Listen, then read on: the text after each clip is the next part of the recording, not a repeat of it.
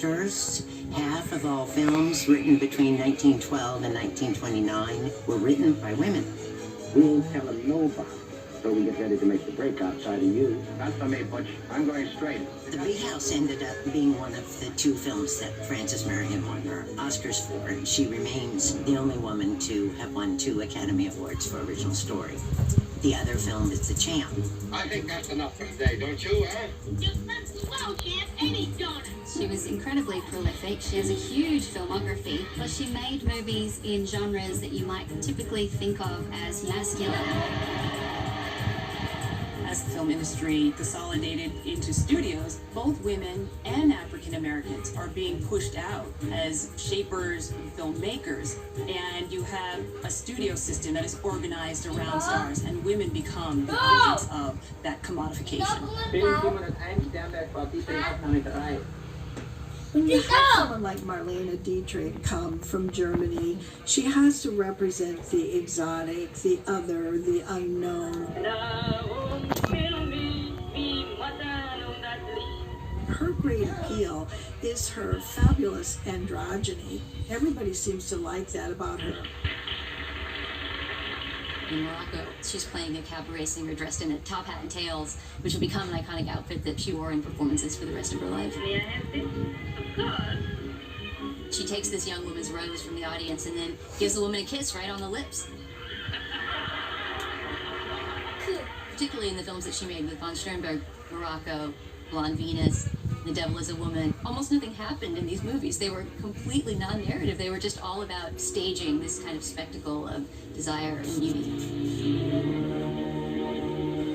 In the 1930s, it was estimated that 70% of a movie-going audience was female. And the more women in the audience you get, the more they crave strong female characters. These female movie stars really rule box office, and often were getting paid much more than their male counterparts. Do you think I'm attractive? There are better words than that for what you are. Although it may seem absurd to us now, in her time, Bette Davis was considered not pretty.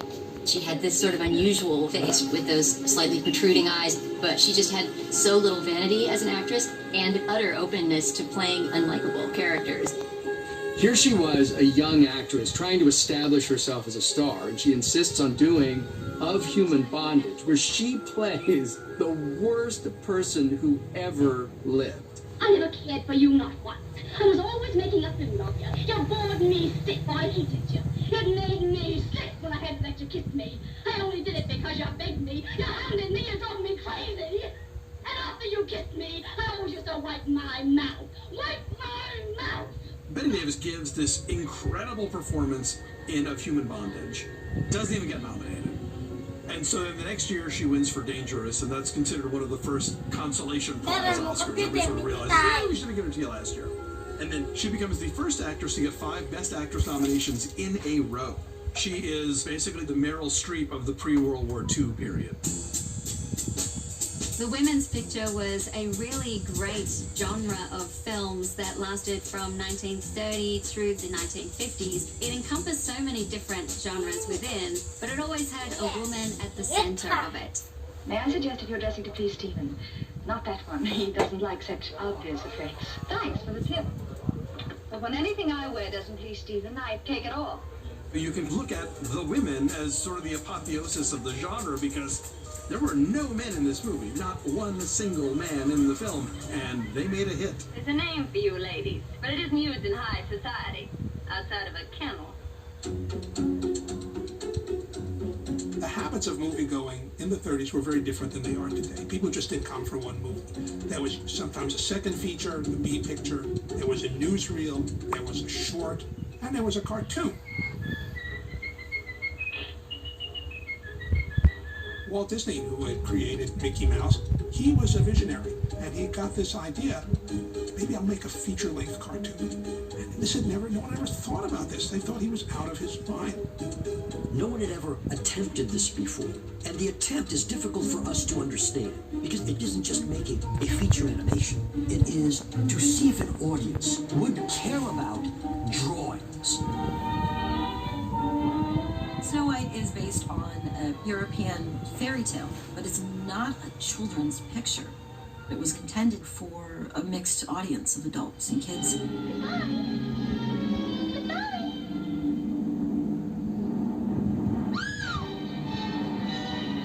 Walt was not afraid to have dramatic power. I can't do it. He was not afraid to go there. He was not afraid to have scenes that would be scary, traumatic even. People were shocked to find out that they were genuinely afraid in the scary parts and genuinely moved when Snow White is under the sleeping death because of the tenderness of the animation. Grown adults wept at the premiere. So Disney did everything that they said couldn't be done. It was a giant hit, way surpassed expectations, and allowed Walt to really build the studio. Every animated feature we have today, it all stems from Snow White. Without Snow White, none of this would have existed.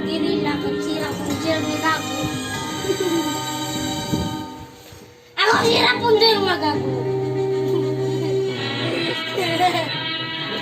Stagecoach was one of the defining films of the Western genre. John Ford begins to turn around the idea of the Western as a kind of good hat, bad hat into something more interesting, in which you've got a really unique and damaged set of characters. You must warn your passengers that they travel at their own risk. At their own risk? Well, what's the trouble, Lieutenant?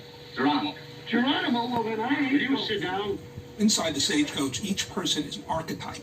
You have the Scarlet Woman, who's once a good person but has kind of crossed a line. The corrupt banker, the gambler, the drunken doctor. So they're all thrown together, and they have to stay alive, and they have to learn to appreciate the best in each other. And the camera rushes into John Wayne's face, and the close-up is so tight, you can see bead of sweat running down his cheek. Oh, Curly. You don't do that shot if that actor can't deliver as a movie star. And he does. They used to say that Ford made him a star by not letting him talk, by just showing his reactions, which is somewhat true. Wayne said to me once, I'm not an action actor, I'm a reaction actor. John Wayne has never gotten enough credit for being the great actor he was. Thanks. That's all I wanted to know. He had a style unlike any other actor before him or after him. Stagecoach came out in 1939, which is still considered the greatest year for film that ever was. Look, there it is. There it is. There it is. Yes, sir. Big as life. Been there a long time now. Yes, sir. This way, Senator. Mr. Smith Goes to Washington is a political parable. It's about an idealistic young man played by Jimmy Stewart. He gets to Washington and he finds this kind of corrupt machine that we fear is going to eat him up. This is a man's world. It's a brutal world, Jeff, and you've no place in it. You'll only get hurt. Mr. Smith Goes to Washington is probably my favorite Capra movie.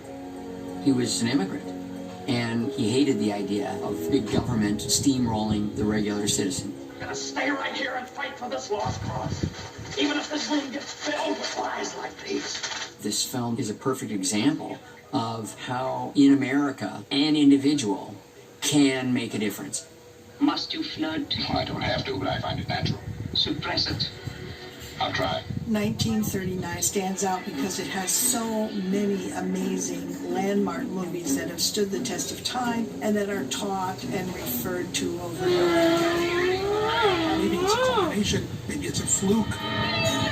But the sheer number of memorable films everyone knows and loves that came out of this year is remarkable.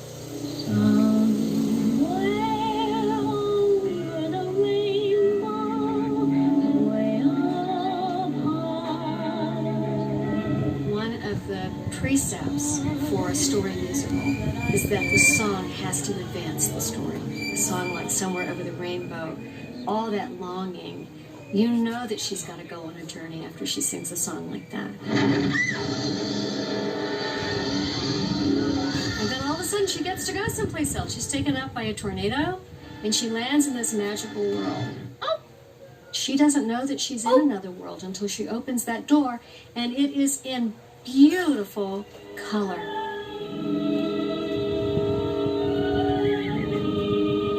You can't think about The Wizard of Oz without thinking about The Yellow Brick Road.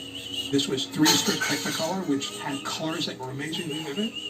because it was a fantasy, the colors didn't have to be completely realistic, but they're very alive and very exciting. And this was entertainment that people hadn't seen before. It is astonishing what they were able to do, and also how poignant all of those performances are. Don't you think the wizard could help him too? I don't see why not. Jack Haley, Ray Bolger, and Burt Lahr, they brought such incredible humanity to these crazy characters. Yes, I'm ready now.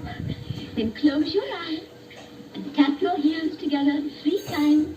It was the greatest children's film of all time that people constantly relate to, the idea of leaving home and finding home again. Oh, Annie M. There's no place like home.